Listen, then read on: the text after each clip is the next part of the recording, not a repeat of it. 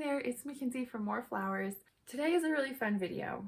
I am going to share with you a sneak peek into all of the sweet pea varieties I'm planning on growing this coming season 2023. These are all varieties that I have seeds for already, so it's happening. They're at least going to be germinated. Whether or not they make it after that, that's another question. So this is my list for now. It might change because I'm still hunting for some, and I have little to no self-control when it comes to buying more sweet pea seeds. So we'll see. I have 68 varieties right now that I am planning on growing, and 10 to 50 seeds of each variety. So assuming, 90% germination rate, we're talking about 2,000 to 2,500 plants. That's a lot of plants. So that's enough for like 1,200 bunches of sweet peas a week.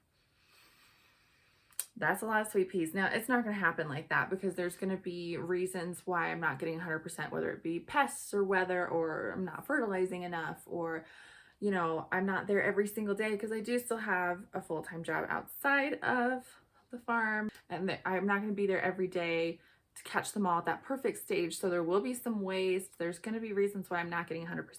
But even like 50% is still 600 bunches of sweet peas a week, which is a lot.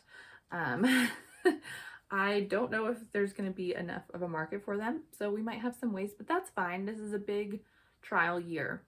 I'm expecting that. So I will be using them for my arrangements, for my designs with my clients, and I'll be selling them wholesale to other florists to use in their arrangements. And then we might have some other outlets as well. There's been some interest in a sweet pea subscription or bouquet club. So I'm kind of teasing that out at the moment to see how we can go retail with that, and maybe that will lead to some other retail opportunities. But for now, that's pretty much it. Okay, here we go. I've decided to group them by color. So if you're looking for specific color recommendations, you can scan ahead, but here we go. Whites and creams. Solstice white. So solstice white is an early flowering variety, meaning I'll get it weeks before any of the others are in bloom. It's just a plain white. Can't go wrong. Canes, I'm pretty sure it's pronounced Canes. Canes is also an early flowering variety, but is slightly bigger than a lot of the other early flowering sweet peas, because those really big frilly ones are not early. Those are later on in the season. So we're trying to kind of bridge the gap here. Jilly. So this is a Spencer type, meaning it's big and frilly and beautiful. It's won a ton of awards. It's been described as, and I quote, possibly the perfect sweet pea. It's got big, wavy, creamy flowers. They open kind of a creamy green, like an apple creamy green, and then fade to white, to that creamy, soft cream color. Long stems, strong stems, good scent. What more can you ask for? Because I don't know if you're aware, not all sweet peas smell. I think we assume they smell, and most of them smell to some degree, but some of them are much stronger than others. So that's Jilly. Kathy. This one's nice because it has some yellow in it. So to me, it's like a buttercream color, but like, a really pale, buttery cream color. So I'm excited about that because yellow is not a color you really get with sweet peas a lot. Limelight. This is the closest to green that I can find. So green is another color that's not very common in sweet peas. I think there might be a vining sweet pea that has more green, but this one is like one of the big petaled frilly ones that's white, but the green stays. A lot of the white sweet peas start with some green in them, but then it fades. This one sticks around, so it's got a very modern touch. I think it's going to be a really modern take on a white because it has that green in it, and I have some plans and designs in mind for it already, so I'm looking forward to it. White Supreme. This is just a nice big white. Lots of people have recommended this one to me. I have never grown it before. I have never grown most of these before because last year, like I said, I did 6 varieties. So that will be an adventure. Clotted Cream. I have grown this one. It's amazing. This one I got kind of as a last minute addition last year. Marin recommended it. Marin from the Farmhouse Flower Farm recommended it on the Let's Grow Girls podcast, which I'm a huge fan of, and said it was a great cream. So I decided to get it, and man, oh man, it was amazing. You know, it had long stems without me even touching it, without me training it at all. Long, strong stems, beautiful flowers. They smelled amazing. I had to mix them in with all the other arrangements so that those would smell good too. It was a big win, in my opinion. So I'll grow it forever. Next, we've got Dancing Queen, strong scent, frilly, pure white flowers.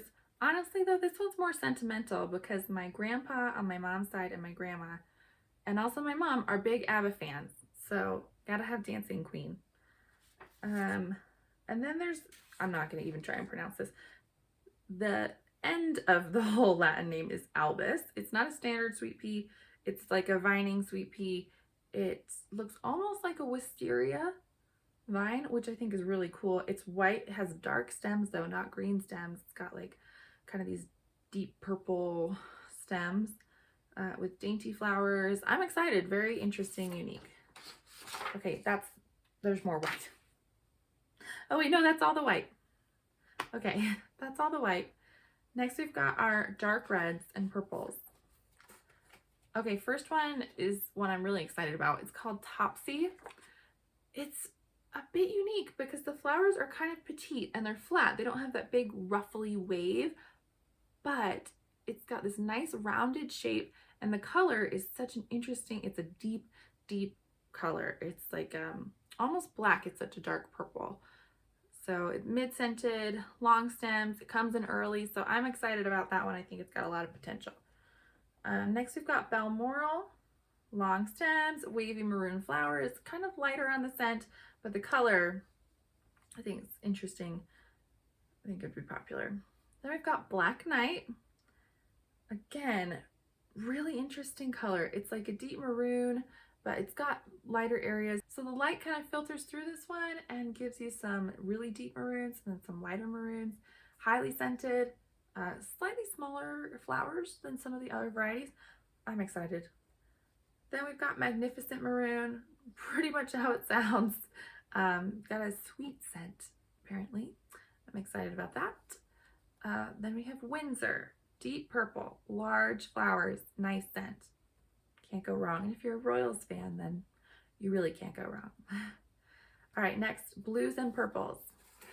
So sweet peas are kind of unique because blue is generally the hardest color to get when it comes to flowers, and sweet peas have more blues than they do like yellows or greens, which are typically more common colors in flowers. So I think that's a really cool thing about sweet peas, and here we go. Lots of blues. Blue Shift. Blue Shift is how you say fabulous. I cannot wait to grow it. It's a Dr. Keith Hammett breed. So Dr. Keith Hammett is a New Zealand breeder. He has the most unusual breeds, and I love them because the weirder the better, in my opinion. So Blue Shift shifts colors. It goes from like a mauvey pink to a turquoise, depending on the age. Super interesting. Then we've got Big Blue. It has large flowers with as many as 6 to 7 flowers on a long, strong stem. So a very abundant blue sweet pea. Next we have Charlie's Angel. Beautiful, large, silky, ruffled flowers. Nice periwinkle blue color. Long stems. Great. It's a winner as far as I'm concerned. Chatsworth, named after the English estate. This sweet pea has pale lavender flowers, sometimes called blue, on long stems, and is well scented. Chelsea Centenary. Am I saying that right? Yes. Chelsea Centenary. Centenary? Chelsea Centenary. It's fragrant. It's got tons of flowers on it. They're pale blue. Beautiful. And I don't know about you guys in the wedding industry. Maybe if you're in the wedding industry, you will have seen this. I'm noticing a lot of blue. Last year I had almost 100% of my clients wanted blue. I don't know. I don't know if it's going to stick around, if that's going to push out, but blue's looking popular as far as I am aware. Then we have Scylla, again, a pale blue variety with long, strong stems. The young blooms have a little bit of a white edging on them, which I think is really beautiful and kind of gives a vintage touch if people are looking for more of that romantic fairy tale vibe. Azurus, it's again a different type of sweet pea. It's not a standard sweet pea. I won't get into all the types on this video, but basically it's got small, bright blue flowers, kind of like a turquoise, medium turquoise blue, on like vines. Okay, next we have Karen Louise, which is a Roger Parsons variety because of course Karen Louise is a daughter, I believe, of Roger. Anyway, this is a vigorous grower, large, soft lavender blooms on long, strong stems. What's not to love? I can't wait to smell it. We have Marseille, which is an early flowering variety. Again, it's that flat shape, not a ton of ruffles. Deep navy colored with a good scent. Navy, a really hard color to get with flowers, so I'm very excited about that. Nimbus. Nimbus is described as an inky gray bloom, deeply streaked and rimmed with dark eggplant coloring. I can't remember who wrote that description. None of these are written by me because I haven't grown a lot of these varieties myself. But basically it looks kind of like a storm cloud, like a nimbus, right? So I'm excited. Noel Sutton, vigorous plant, productive, smothered in rich blue, mid blue flowers. So this one is like a, when you think of the color blue, just like plain and simple blue, more of what I'm thinking is this Noel Sutton color. Flowers are highly fragrant. Can't wait. Okay, next we have Oban Bay. Oban Bay is a distinctive icy blue with large fragrant flowers on long, strong stems. This one is a favorite of mine. I'm very excited for it. I've never grown it before, but when I was looking at Oban Bay, I thought to myself, well, clearly this is named after a bay. I wonder what the bay looks like. So I Googled it, and I didn't know you could leave a Google review for like a landmark or a bay, but apparently you can. And this bay had the funniest reviews. I'm gonna try and find a picture. Okay, here's the review. 5 stars. It's a very nice bay. Highly recommend for those who like bays. Whoever wrote that, I see you. It's very funny. Okay, next we have Our Harry. It's the sweetly scented blue to purple flowers that sit atop long, strong stems. Great. Sunshine Lavender, early flowering. Lavender, well scented. That'll be a good one to have early. It's a very typical spring color. I think people expect it. Turquoise. Apparently, this one is one of the most fragrant sweet peas on the market. So that's a plus. Plants are smothered in medium-sized blooms that start out with soft lavender and take on a turquoise cast as they age. I mean, that's a winner.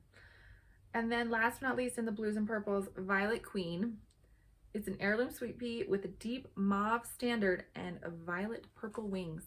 There are a few different terms people use when describing the anatomy of sweet pea. Throats, base, or what do they call it in this one? Standard. But basically the centers, throat, base, standard, all that. And then the wings are the petal, blossom, you know. All of that to say that it starts with a deep mauve in the center and then goes out to violet on the edges. Okay, next we've got reds and pinks. I love reds and pinks sweet peas. You know, reds and pinks are not my typical favorite color or favorite colors to work with, but I think that a red and a pink sweet pea can A, be super modern looking, and B, they look almost like a bougainvillea or bougainvillea, I can't pronounce that, but bougainvillea, which we can't grow here, not warm enough, it gets too cold in the winter, but I want it. So this is kind of a really good local sub for that. Okay, so first we have Coquette. So Coquette has coral colored blooms. Daily Mail, highly scented. Blooms are gorgeous, bold cerise color with a creamy white base. Nice. Meaning it has a little bit of cream in the middle, goes really bold. pink on the petals or standards. Exciting. Next. Whew, you with me? We're going through 68, so got a lot to do. Dave Thomas, lightly scented scarlet flowers, large and navy. Edith Flanagan, it's a newish breed, large coral blossoms on long, strong stems. Fantastic scent. Exciting. Florence Court, sweetly scented variety, features large, glowing coral flowers that fade to white in the center. That's interesting. Normally they start white in the center. Gary Kirkham, large, scented orange red. Yeah, I like that. I feel like there's a place for you, Gary. Large, wavy flowers. Happy Birthday. Happy Birthday has striking orange-red petals with a white throat atop tall, strong stems. So, yeah, I don't know if you're thinking about color for an event or just for your house. I would go for it. I feel like we've got a lot of potential here to have a really like mix of timeless and very modern colors. Okay, we've got John Markham, large flowered glowing orange red. You'll see that there's some similarities. I ordered a lot that look very similar in this color family because when I looked up pictures of a lot of these varieties, the pictures were wildly different. Like, oh, this picture of Happy Birthday is pink, and this picture of Happy Birthday is red, and this picture is scarlet. What is it actually? So there's a lot of trial this year with the pinks and reds. So, you know, hopefully you'll forgive me for that. Then we have one I cannot pronounce, which I will put the name atop the screen. I'm not even gonna try it. It's a perennial sweet pea. It's pink. It almost looks like an orchid. So I don't know. I think that is exciting. Len Herod. Orange pink with a white ground or throat. Again, throat. Lots of flowers. Good scent. Then we have Mrs. Bernard Jones. Large sugar pink flowers with waves of white at the edges. Sweetly scented. Tall, strong stems. Then we have Patty, peachy coral blooms. Nice. If you want, yeah, if you're after like that pink peachy color, I feel like Patty's gonna be your girl. Excited. Wonderful sweet fragrance as well on Patty. Then we have Raspberry Flake. So the flakes are similar to like Nimbus where they're streaked or kind of painted. So Raspberry Flake is cream colored flowers painted with deep raspberry streaking. There's lots of different levels of saturation on these flowers. Some will be mostly white or cream, some will be mostly raspberry, and then, you know, a variety in between. Next we have Restormel. Hot red blooms in a very pleasing fragrance. Hot red, I don't know, again, I'm not a big red fan. I'm not really hot colors in general, but I'm excited about this one. I think it's gonna look good. Rosemary Padley, ruby red. Good scent. Can't go wrong with ruby red, can you? Solstice Scarlet, very early flowering, orange red, which apparently is scarlet. I don't really know what colors are, apparently. You would think that I would because I'm a professional florist, but the truth is people have different ideas of what, like I can't tell you how many times people came and said, I want Kelly green, and showed me pictures of different shades of green. So, my confidence level with that is always minimal. William and Catherine, salmon pink, named after the 2011 royal wedding. And then last but not least, we have Yvette Ann, soft, creamy salmon with lighter outer edges and a creamy white throat. I think that's probably got a lot of charm. Very romantic, very vintage, very fairy tale, all of those things. Very feminine, just generally. We'll see. Okay, next we've got our blushes. Blush has its own category because there are so many and it's such a popular color for design and wedding that you kind of need its own group. So first we've got Bix. Bix is another Dr. Keith Hammett variety, another classic. Blooms are cream colored, brushed with apricot pink, and one of the earliest varieties to flower. So I'm excited about that. And by the way, if you're not familiar with sweet peas, Just because something flowers early doesn't mean it's over early. The season continues. So if I say early flowering, that means I'm going to have it earlier and then it's going to continue all through this year I had them through October, which is crazy, but here we are. Then we've got Castellan, salmon or blush pink on a cream background. Heaven Sent, I'm sure you can guess. Heaven Sent is known for its scent. I'm sure that wasn't very difficult to guess. But the color is also great. It's got a soft peachy pink bloom, shows lots of long stems, so it's exciting. Jill Walton, ruffled blooms, soft peachy pink blush around the edges, very ultra feminine. Molly Rilstone, not sure. Sorry, Molly. Large ruffled blooms in cream with pink edging, strongly scented, perfect for weddings, I think. Piggy Sue. I tried to grow Piggy Sue this year. I did grow Piggy Sue this last year. It just wasn't a hugely successful plant because it kind of toppled, and then the stems were sort of like trying to grow all wonky, so they were like really thick and not super long. But I feel like there's a lot of potential with this color, so I'm trying it again. It's a highly scented cream colored petals edged in blush, so nice. Okay, that's it for blushes. I don't have too many, but enough. Orange and pinks. Sorry, we did pinks. Orange and peach. Orange and peach. Apricot Queen. I've been after this one for a while because it's a queen. It's that really beautiful peachy apricot coral color. Very fragrant. Can't wait. Then we have Candy Floss. Candy Floss is an interesting kind of mashup of colors. We've got peach, salmon, coral, like kind of a gradient of all those great colors. Next we have Monaco, which is a bright, warm red, early flowering. Kind of reminds me of like a vintage lipstick color, like 60s maybe. Well scented. Oh, by the way, if you were born in the 60s or earlier and I just said vintage and it gave you a little heart attack, I'm so sorry. Yesterday I watched a video of someone putting one of those zigzaggy not elastic, but the kind of accordion headbands on from the 90s. I was born in the 90s, and they said, "What time period is this from?" And I about died, so I'm sorry if I just called that vintage and you were born then. Okay, Clementine Kiss. It's got apricot orange blooms, delicate fragrance. I can't wait for that one. I've been waiting for that one for a long time. I think that one's gonna be great. Orange. I'll make it look good, I promise.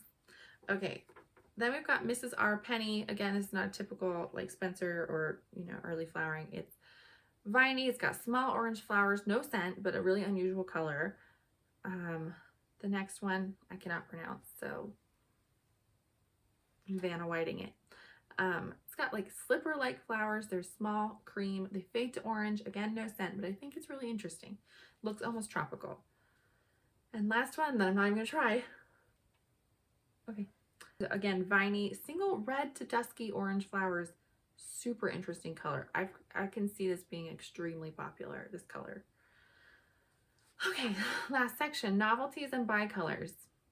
First, we have April in Paris.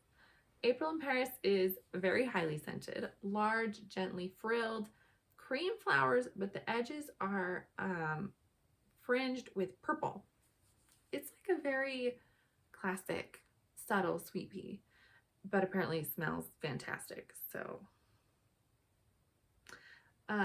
chocolate flake, unique brown red, flaked variety, looks like it's been dusted with cocoa, someone said. I think that was from Florette, dusted with cocoa. I grew this one last year. I found a lot of variation. Some were really red, some were really pink, some were white. That's kind of difficult for me as a cut flower farmer because I need some predictability in what it's going to look like. I'm going to try it again, but if these are going for your garden, that'd be amazing. It's just a little difficult to predict for cuts, but I'm trying it again. Then we have Earl Grey. Again, it's a flake with the maroon purple flakes. It's got a lot of dimension and depth. It's good. Enchanté. Enchanté. If you know French, I'm sorry. I don't speak French. So Enchanté is a blend of cherry pink, white, and lavender. Really interesting. This is one I'm definitely going to pronounce incorrectly. Erewhon? Maybe? It's Erewhon. Erewhon. Okay, reverse bicolor has dark lavender blue and soft pink standard petals. I have had or heard love-hate reactions to this variety. Some people say it looks a little tired. Some people say it looks haunting and like beautiful. So we'll see. I also have a wild sweet pea. It's a maroon violet bicolor. Again, kind of viney.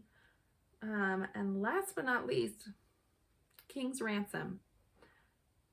I have been on the hunt for this for months. They are so hard to get. They're on their way now. I had to do all this special nonsense to import them because they are impossible to get here. But it's a color that I have never heard or seen before, which basically it starts as a kind of burnt orange color, then fades to a dusky salmon color, and then fades to a plum color. Like, could it get any more beautiful? I don't know. So this one is still in transit. Fingers crossed that they make the final leg of their journey and get here, because I just cannot wait for them. Okay, that's all of them. That's all that I'm expecting. Well, that's all I have now. There are a few that I already want more of, or new varieties, because I just can't help it. But these will all be growing hopefully this year in our new space. I expect them to be blooming from June through September. Fingers crossed. We might even try doing some of our own crosses this year. We'll see how it goes. But I'll be taking a lot of detailed notes on the scent, the strength, the size, all sorts of things, just to see, you know, is it a warm undertone, a cool undertone? How's the seed production? How's the vase life? And I'll be documenting all that on my website in the kind of flower encyclopedia section. So if you're interested in trying to find specific varieties, or you want to request by variety and see what it's like, feel free to do that. That's really it. This was a much longer video than I intended, but I guess that's bound to happen when you have 68 sweet peas. Are there any that you think I missed? That you're like, I've been growing this, it's amazing, please get it. I will. Or you're like, I want to know what that one is like. Tell me how that one goes. I want to buy this one, that's fine. Are there any you're really excited about? Another reason, if I do end up doing a sweet pea bouquet club or subscription with this, I wanted to post this so that they could see, hello, if that's you, what varieties might be available for them. And of course, I'll post availability if we get to that. I mean, just let us know if there's anything you want to see or anything that you didn't see that you have questions about. And thank you for watching. Feel free to subscribe if you want to see more videos about the farm and the growing process, and then also design videos about how we use those flowers in our design work for clients. Thanks. As I quote, Mindy, stop. Well scented.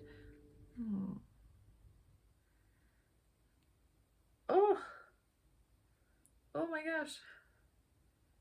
Ooh. Okay. Most fragrant sweet. It's pink. Can you tell I don't speak French? Yeah. Okay.